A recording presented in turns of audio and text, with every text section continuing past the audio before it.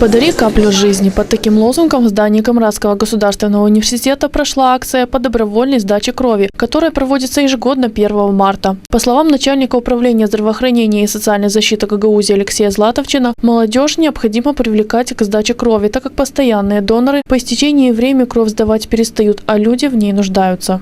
Сейчас в последнее время старой закалки доноры по истечению возраста уже перестают сдавать кровь, а очень важно молодежи привить это желание, чтобы молодежь откликнулась и тоже участвовала в сдаче крови. Сейчас как таковая кровь в чистом виде не переливается тяжело больным людям, в основном препараты крови. Поэтому из той крови, которая будет сегодня сдана, в центре республиканском переливания крови будут сделаны соответствующие препараты. Заведующий отделением переливания крови Камрадской районной больницы Семен Драгнев сообщил, что при сдаче крови соблюдаются все предусмотренные нормы и риск инфицирования исключен.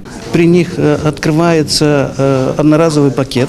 Иголка, которая прокалывается в вену, потом выбрасывается на утилизацию. Она не выбрасывается в мусорку, даже мы их утилизируем. То есть она не перерабатывается, повторно не принимается. То есть 100% инфицирования исключено. Среди желающих подарить каплю жизни были студенты, преподаватели и рядовые граждане, для которых сдача крови является делом благородным, а мысль о спасенных человеческих жизнях для них является наивысшей ценностью. В первую очередь это полезно для здоровья. Во-вторых, я хочу помочь людям, которые нуждаются в этом. И я думаю, это благородно в какой-то мере даже. Я считаю, что нужно сдавать, потому что в медицинских целях вот ты кровь сдаешь. Люди нуждаются в нашей крови, поэтому я считаю, что нужно.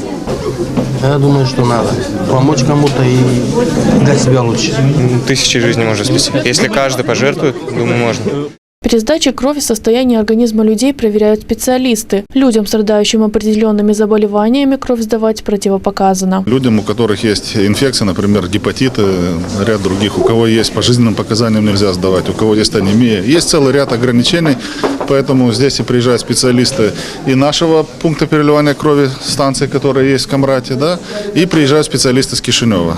Соответственно, вы же видите, перед тем, как сдается кровь, людей осматривают, проверяют, и после этого, в общем-то, идет сдача крови. Согласно распоряжению Министерства здравоохранения Республики Молдова и Национальным центром переливания крови, акция под названием «Подари каплю жизни» проводится по всей республике. Ее целью является привлечение молодых людей к сдаче крови.